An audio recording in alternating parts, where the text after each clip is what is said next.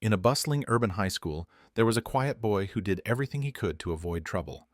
Move silently, don't make eye contact, endure it all. That was his survival strategy in a place where the loud, cruel, and untouchable ruled. But no matter how careful he was, every day unfolded the same way. Shoves in the hallways, laughter at his expense, belongings scattered like trash on the floor. Until one day they crossed the line. They mocked his father, and that was when he snapped. He fought back, and everything changed. Elliot Hayes had mastered the art of being invisible at Crestwood Academy. He moved through the halls like a shadow, silent, unnoticed. He knew the rules. Keep your head down, don't meet their gaze, give them no reason to target you. For a while, it worked, until it didn't. One afternoon, as Elliot left his final class, heading toward his locker, he heard familiar voices behind him. "Yo, Hayes!" It was Derek Malone's voice, loud, mocking, already laughing before the punchline landed. Elliot kept walking, foolishly hoping they'd leave him alone this time. They never did. A sharp shove from behind sent him stumbling forward. He caught himself just in time, but laughter erupted behind him. "My bad," Carter Lewis said, his tone dripping with fake sympathy. "Didn't see you there, bro." Elliot took a slow breath, forcing his face to remain blank. He didn't respond. He refused to give them the satisfaction, but silence only fueled their cruelty. "Man, he really thinks he can ignore us," Derek sneered, stepping in front of Elliot and blocking his path. Behind him, Carter and another boy, Ryan, spread out, trapping Elliot. Derek grabbed the strap of Elliot's backpack. "What's in here, huh?" Before Elliot could react, Derek yanked it off his shoulder. "Damn, this thing's heavy," he said, unzipping it. "What are you carrying, bricks?" "Oh, wait, just a bunch of nerd stuff." He dumped the contents onto the floor. Books, notebooks, pens rolling everywhere. Elliot's fists clenched as his sketchbook landed open, its pages bent. He reached for it, but a foot slammed down on the cover. Derek grinned, pressing harder. "Oh, you want this, Hayes? Go ahead. Be a good little nerd and clean up your mess." Elliot froze. His chest burned with anger, but he forced himself to stay still. Around them, students watched. Some whispered. Others recorded the scene on their phones. No one stepped in to help. "Hold up," Carter laughed, kicking one of Elliot's textbooks down the hall like a soccer ball. It hit a locker, pages tearing. "Damn, bro, I think you needed that," Ryan said, grinning. "Oops," Carter added, smirking. Elliot's father's words echoed in his mind. "You wait. You don't start it. But when it starts, you end it. Not yet. Not yet." He swallowed his rage, staying motionless. Derek crouched, his face inches from Elliot's. "You know, Hayes," he said, his voice low, "I was going to let you off easy today, but you keep acting like you're better than us, like you're too good to talk to us, like you think you're something special." Elliot's jaw tightened. "But you ain't," Derek continued, smug. "You're nothing. Just a quiet little nobody hoping someone's going to save you. But guess what? No one's coming. No one ever does." Elliot looked up, meeting Derek's eyes. For the first time, Derek hesitated. A flicker of doubt crossing his face before he masked it with his usual smirk. Derek stood up straight. "Go ahead, pick up your—" He gestured to the mess on the floor. Carter and Ryan laughed, thinking they'd already won. Elliot took a slow breath. He bent down, picking up his sketchbook first. He wiped off the dirt, checking for torn pages. Then, carefully, he gathered the rest of his things without saying a word. Crestwood Academy was a place where strength meant survival, where silence often equated to surrender. But for Elliot Hayes, silence wasn't weakness. It was a choice. At 16, he was tall but lean, with sharp eyes that revealed little. His plain clothes and calm demeanor made him look more like a quiet student than a fighter. And that was exactly how he wanted it. In a school where the strong ruled and the weak suffered, staying unnoticed was the smartest move. But Elliot wasn't weak. Far from it. Every morning before sunrise, he trained at his father's gym. Marcus Hayes, a man whose hands bore the marks of countless fights, had once dreamed of becoming a champion boxer. Life had other plans, bad matches, fixed fights, a career that never took off. Now he ran a small boxing gym instead. But that didn't mean he had nothing to teach. In fact, Marcus had learned the most important lesson of all, knowing when to fight and when to walk away. That was the lesson he drilled into his son every day as the steady thud of fists hitting punching bags filled the quiet gym. "You're getting faster," Marcus said, watching Elliot throw a sharp 1-2 combo at the bag. His movements were smooth, controlled, but something was off. "But you're still holding back." Elliot paused, wiping sweat from his face. He didn't answer. He didn't need to. His father always saw right through him. "What's going on?" Marcus leaned against the ropes, arms crossed. "Something's on your mind. You're fighting like you're carrying a burden." Elliot kept his eyes down, tightening the tape around his hands. Part of him wanted to shrug it off, to say it didn't matter, that it was just another normal day. But the words stuck in his throat. His father wouldn't believe him anyway. Marcus always knew when something was wrong. For a moment, Elliot considered brushing it aside. What was the point in talking? Complaining wouldn't fix anything. But then he remembered Derek's laughter, Carter's mocking grin, the way the entire school just watched, never stepping in, never caring. His hands clenched into fists. He took a slow breath and finally spoke. "It's the same thing every day," he said quietly. "Derek, Ryan, and Carter, they never stop. No matter what I do, they push me into lockers, take my things, talk about me. Nobody steps in. Nobody cares." Marcus listened quietly, nodding slowly. He didn't interrupt. That was one thing about Marcus. He let Elliot speak without pushing him to say more than he wanted. When Elliot finally looked up, Marcus let out a breath and rubbed his short gray beard. "Let me ask you something," Marcus said. "What's the most important rule in boxing?" Elliot frowned. He knew where this was going. "Don't start a fight you can't win." Marcus shook his head. "That's part of it. But the real rule, the real lesson, is knowing when to stand up. You don't throw the first punch, but you better throw the last one. You wait until the right moment, until you know they'll never mess with you again." Elliot let those words sink in. His father wasn't telling him to pick fights. He was telling him to finish them, to ensure that when he finally stood up, there would be no next time, no more chances for those who thought he was weak. Elliot nodded, tightening the wraps around his hands. He didn't say anything else, but something inside him shifted. The anger and frustration he'd carried for so long felt different now. It wasn't just something to endure. It was something to prepare for. The next morning, Elliot walked into Crestwood Academy as usual, head down, shoulders tense, blending into the crowd. The halls were loud with slamming lockers, squeaking shoes, and bursts of laughter. Just another day. But in the back of his mind, his father's words played on repeat. Wait for the right moment. He didn't know if today was that moment. Maybe tomorrow, maybe next week. But it was coming. As he reached his locker, he felt it. They were nearby. He didn't even need to turn around. "Hey, Hayes?" Elliot didn't react right away. He kept his movements slow, turning his locker combination carefully. Then a hand smacked the back of his head, not hard enough to knock him over, just enough to remind him who was in charge. "Don't ignore me, loser," Derek sneered. Elliot took a deep breath before turning to face him. There they were. Derek, grinning like always, Ryan, standing behind him like a bodyguard, and Carter, the loudmouth who laughed at his own jokes. "You look stressed, Hayes," Carter said, smirking. "Bad night? Or still upset about yesterday?" Elliot stayed quiet. He wouldn't give them the reaction they wanted. Derek leaned in, lowering his voice. "Or maybe," he said, "you're just mad because everyone saw that video of your dad getting knocked out." Elliot's fingers twitched. "Yeah, man, I watched it last night," Carter added, shaking his head like he was upset. "That guy got hit more than a punching bag." Ryan laughed. "That's your family, huh? A bunch of punching bags? No wonder you never fight back. It's in your blood." Laughter filled the hallway, cutting deeper than any fist could. Elliot felt anger burning inside, but he didn't let it show. He stood tall, his face blank. His father's words echoed in his mind. "Stay calm. Don't hesitate when the time comes." Elliot waited, letting them think they'd won. Then, slowly, he turned his head and stared at Derek.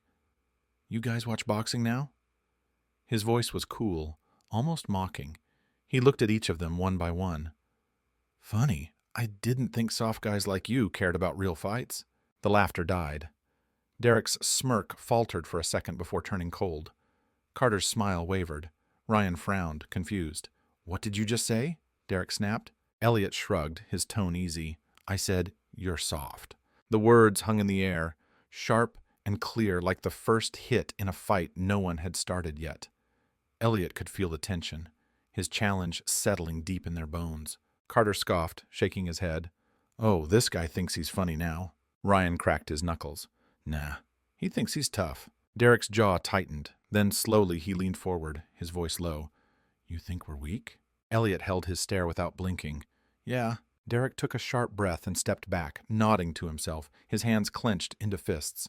"All right, Hayes. Let's see if you still think that when we're done with you." Ryan grinned, rolling up his sleeves.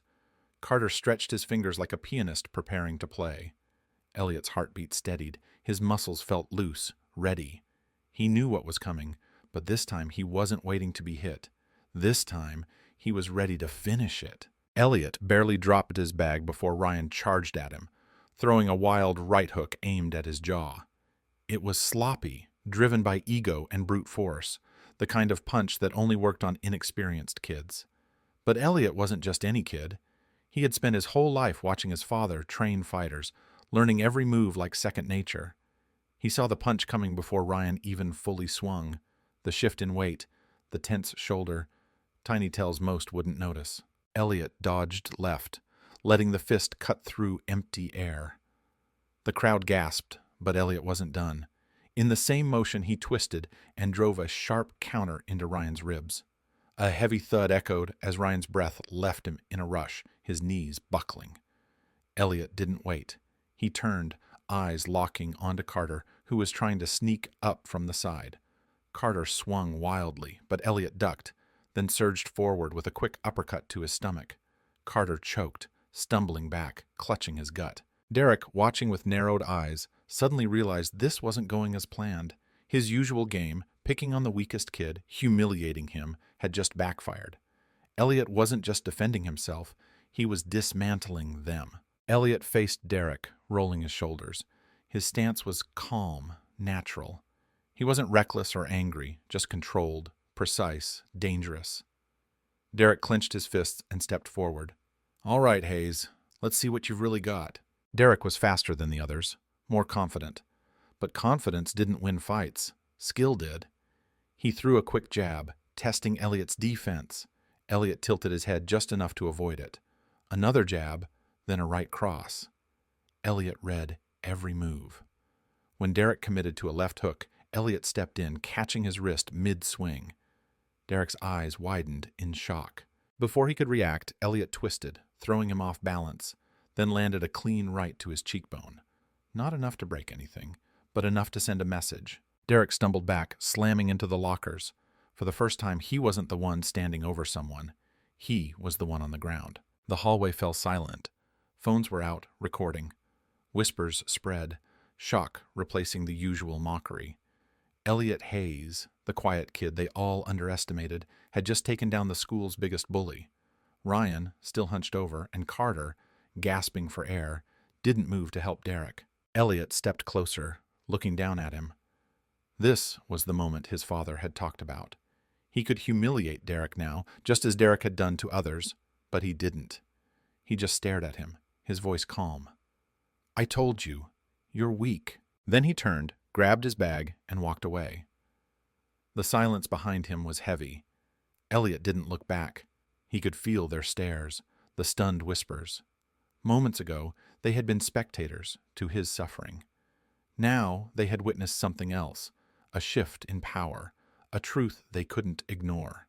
Derek Malone, the unchallenged king of Crestwood Academy, was on the ground, and Elliot Hayes had put him there. Elliot adjusted his bag on his shoulder, his heart still pounding.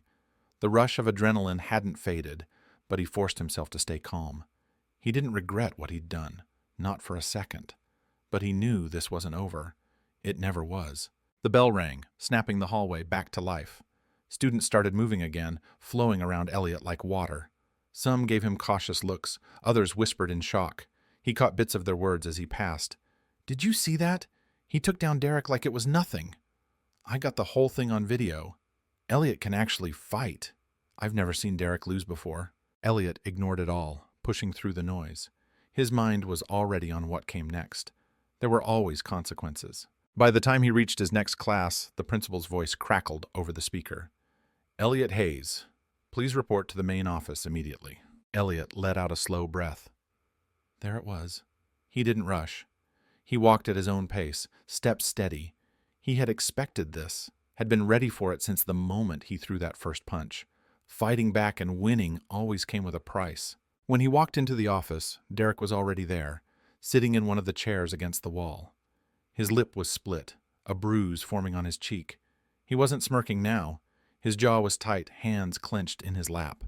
He looked up when Elliot entered, their eyes locking, tense, silent. There was no pride in Derek's gaze now, only anger and something else, something close to fear. Principal Monroe sat behind her desk, hands folded. She was a middle-aged woman with sharp features and tired eyes, the kind that had seen too many fights, too many excuses. Beside her stood Officer Grayson, the school cop, arms crossed. His presence was a warning. Elliot knew how this looked. A black kid and a white kid in the office after a fight. One of them hurt, one of them not. "Sit down, Mr. Hayes," Principal Monroe said, nodding to the chair beside Derek's. Elliot stayed standing. "Am I suspended?" Her expression didn't change. "You're being reviewed for discipline." "For defending myself? For fighting?" Elliot corrected. "That's enough," Officer Grayson cut in, his voice hard. Elliot clenched his fists. He could argue. He could tell them everything. The months of bullying, the shoving, the stolen things, the insults. He could explain how they mocked his father, how they pushed him until he snapped. But would it matter? Would they care? He had seen how this went before. He wasn't stupid. Instead, he took a sharp breath and let it out. "Fine. What's the punishment?" Monroe watched him silently for a moment, then looked at Derek. 3-day suspension, both of you." Derek turned to her quickly. "What? Why?" "You were both part of it," she said plainly. "The video proves it." Elliot froze. Video proof. Someone must have sent it to the school, maybe even multiple people. For the first time since entering the office, Elliot felt something surprising.